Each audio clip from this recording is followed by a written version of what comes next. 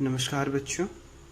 आज हम पढ़ने वाले हैं इलेक्ट्रिकल ड्राइंग का एक बहुत इम्पॉर्टेंट टॉपिक जिसका नाम है single light point control from multiple places.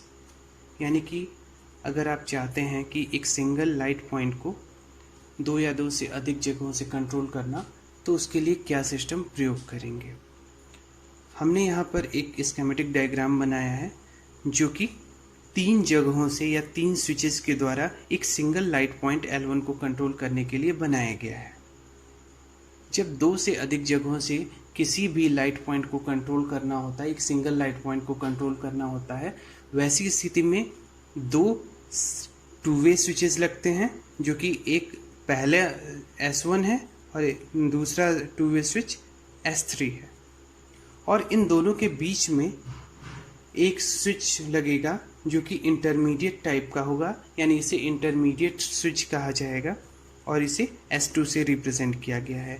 अगर 3 जगह से आप करना चाह रहे हैं कंट्रोल, तो 2 2-वे स्विचेज और एक इंटरमीडिएट स्विच। अगर 4 जगहों से करना चाहते हैं तो 2 2-वे स्विचेस और 2 इंटरमीडिएट स्विच। अगर 5 जगह से करना चाहते हैं तो 2 2-वे स्विचेस और 3 इंटरमीडिएट स्विचेस लगेंगे। इंटरमीडिएट स्विचेस जो लगेंगे ये 2 2-वे स्विचेस हैं, उन्हीं के बीच में लगने हैं। अब इसका फंक्शन देखिए, 2-वे स्विच का फंक्शन क्या होता है। इसमें 3 टर्मिनल होते हैं, एक मिडिल टर्मिनल होता है और एक ऊपर और एक नीचे 2 टर्मिनल होते हैं। तो मिडिल टर्मिनल या तो ऊपर वाले टर्मिनल से कनेक्ट हो सकता है या फिर नीचे वाले। ये भी 2-वे स्विच है, इसमें भी सेम फंक्शन है। और इंटरमीडिएट स्विच जो होता है उसमें 4 टर्मिनल होते हैं। इसमें अरेंजमेंट इस प्रकार होता है कि अगर इसके 4 टर्मिनल 1 2 3 4 हैं, तो एक ऐसी स्थिति होगी जो कि इसमें शो की गई है फुल लाइन से और एक डॉटेड लाइन से। यानी कि एक स्थिति में क्या होगा, एक 4 से कनेक्टेड होगा और 3 2 से कनेक्टेड होगा। और दूसरी स्थिति में क्या होगा, एक 3 से कनेक्टेड होगा और 2 4 से कनेक्टेड होगा। क्लियर है। अब देखिए, जो स्कीमेटिक डायग्राम है वो लाइट जो पॉइंट है हमारा, यानी कि लैंप पॉइंट है, उसको ऑन करने के लिए बनाया गया है। अब देखिए हम क्या कर रहे हैं, यहाँ पे 230 volt 50 hertz single phase supply ले रहे हैं। ये हमारा फेज वायर को शो कर रहा है और ये दूसरा न्यूट्रल वायर को शो कर रहा है। तो फेज वायर से हमने 3 स्विचेस कंट्रोल किए हैं, यानी S1 S2 और S3। और न्यूट्रल से किसको कनेक्ट किया है, हमने लाइट पॉइंट को कनेक्ट किया है। अब देखिए, हमने इसको आसानी से समझने के लिए इसके जो भी टर्मिनल्स हैं उसको 1 2 3 नाम दे दिया है, जैसे 1 2 3 4 1 2 3। ठीक है। अब देखिए क्या किया गया है। स्विच S1 के 3 टर्मिनल है, तो फेज को स्विच S1 के मिडिल टर्मिनल से कनेक्ट किया गया है और सेकेंड टर्मिनल को इंटरमीडिएट स्विच के पहले टर्मिनल से कनेक्ट किया गया है। इसी तरह S1 का थर्ड टर्मिनल S2 के सेकेंड टर्मिनल से कनेक्टेड है और इंटरमीडिएट स्विच का थर्ड टर्मिनल S3 के फर्स्ट टर्मिनल से कनेक्टेड है और इसी तरह फोर्थ टर्मिनल सेकेंड टर्मिनल से कनेक्टेड है और आपके S3 का थर्ड टर्मिनल लाइट पॉइंट से कनेक्टेड है और लाइट पॉइंट फिर न्यूट्रल वायर से कनेक्टेड है। अब देखिए, इसका जो सिस्टम है इसमें ये ऑन कैसे है वो चेक करते हैं। आपकी फेज की सप्लाई यहाँ से यहाँ आई, यहाँ से यहाँ आई, यहाँ से यहाँ आई, यहाँ से यहाँ आई, यहाँ से यहाँ आई और हमारे लाइट पॉइंट तक पहुँच गई। यानी कि इधर से आपको क्या मिला, लाइट पॉइंट को आपको फेज मिल गया और इधर से न्यूट्रल मिल गया, यानी कि ये ग्लो कर रहा है।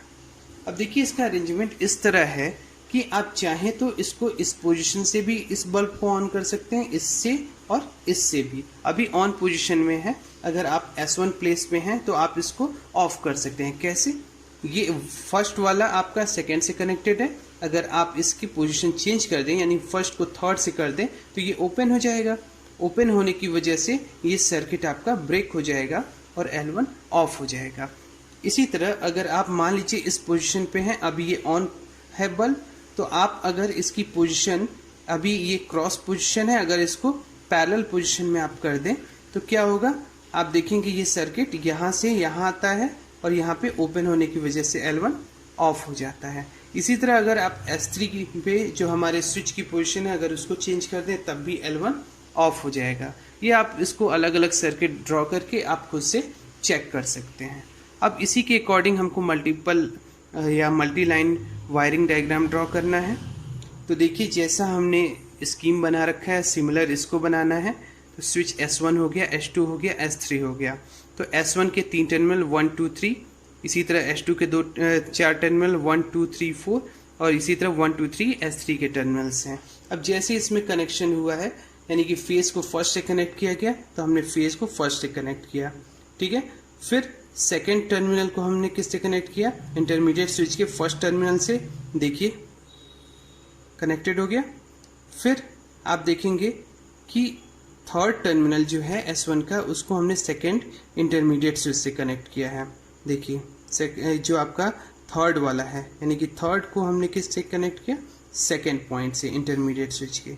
इसी तरह आप देखेंगे कि थर्ड को फर्स्ट से कनेक्ट करना है और फोर्थ को सेकेंड से कनेक्ट करना है। तो ये हमारा थर्ड है, थर्ड को हमने फर्स्ट से कनेक्ट किया और फोर्थ को सेकेंड से कनेक्ट किया। और फिर जो हमारा थर्ड पॉइंट है उसको हमने लाइट पॉइंट से कनेक्ट किया L1 से, और इसका दूसरा टर्मिनल हमने क्या किया, न्यूट्रल पॉइंट से कनेक्ट किया। इसको आप खुद से ड्रॉ करके समझ लीजिएगा।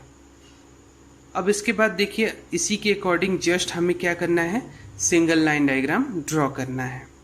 तो सिंगल लाइन डायग्राम आसान है। इसमें क्या है, S1 S2 S3 ये 3 स्विचेस को शो कर रहा है या 3 स्विच बोर्ड को शो कर रहा है जिसमें स्विचेस लगे हुए हैं।